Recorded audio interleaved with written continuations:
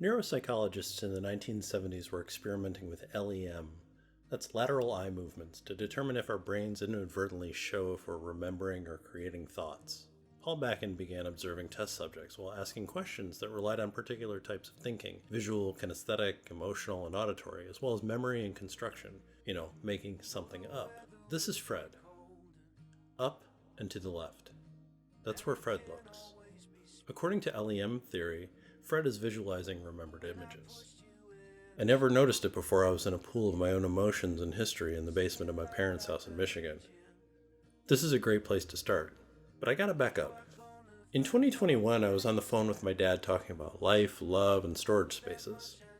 Since it had been 22 years since I lived in Michigan, I had a lot of stuff in his storage space. My plan was to drive to Michigan, see the family, and then drive the stuff back. The week after I got off the phone with him, the client work started. It didn't really let up before the beginning of June the following year. While I was working through all of those awesome projects, I was also planning my adventure. Eventually, I posted my trip on social media and I was met with a bit of criticism that I was coming so close to Pittsburgh, but I wasn't actually going to pass through.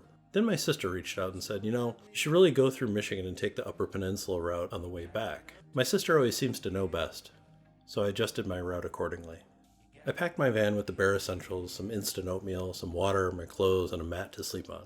Very Spartan, but I like that. It gives me a sense of challenge and adventure. The day after Amina and I celebrated 8 years together, I hit the road. It was really the only thing I wanted to be in town for at that point. The rest of my being was ready to go and get some fresh perspective on the world. I'd been staring into the same corner of my office space for the last 3 years, and I really needed something new. The first few days and nights were a quiet meditation on life, creativity, love, and friendship. In southern Idaho, I got to truly see the stars for maybe the second time in my life. I stayed up late with my head hung out of the window of my van, simply awestruck.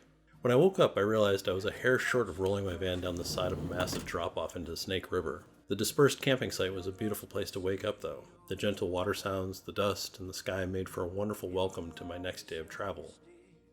The following days were spent driving through Wyoming, South Dakota, Minnesota, Wisconsin, Illinois, Indiana, and Pennsylvania. The days of driving turned into shifts. 12 hours was looked at as 3 4-hour shifts. Lightning veiled the horizon as I drove off into the evening.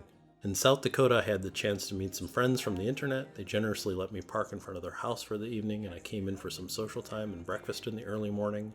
In Illinois, I was in a bit of construction when a bird decided to dive bomb my van. I was quite devastated, so I pulled off the road and found a field to give it a little bird funeral. I kept a feather as a totem for the rest of my trip. I sat on the side of the road and gave a little moment of gratitude for the bird's life. Then I went on my way.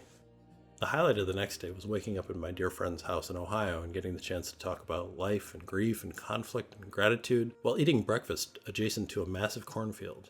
That said, it was time to get to Pittsburgh. I left shortly after breakfast and quickly rushed over to Pennsylvania. I manically tried stuffing as many people as I could into the experience. I felt like it was well spent, especially the humans and the food. A 16-inch hoagie from Cafe Milano is something everyone should consume in one sitting before they die. When it was time to get to my final destination, I decided to reach out to 2 more old friends.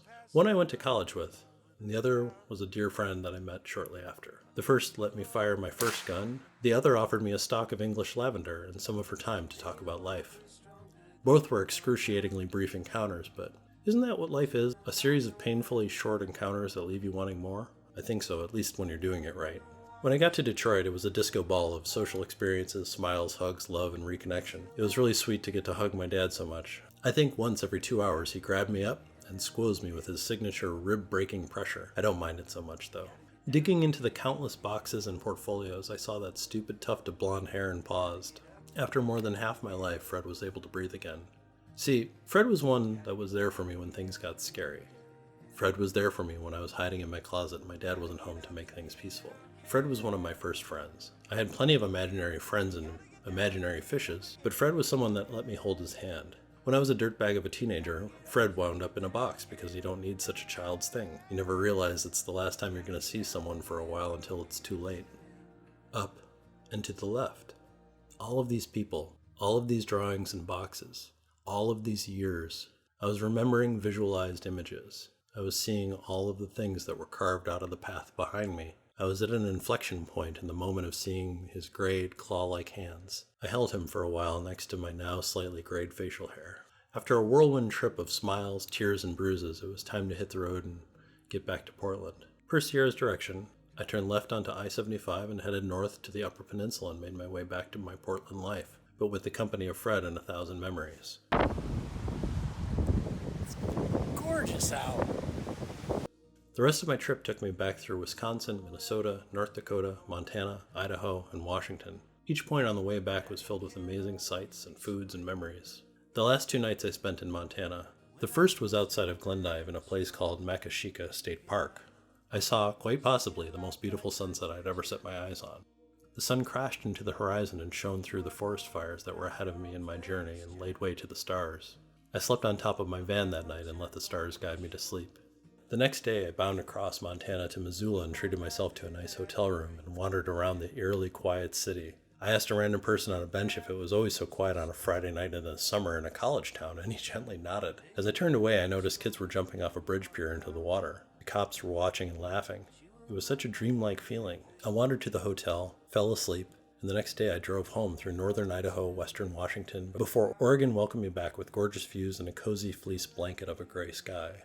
I made good time getting back, unpacking the van, giving Amina and Madagascar a bunch of big hugs, and then promptly passing out on the couch, feeling more full than I had in a very long time. Up and to the left, but ever forward.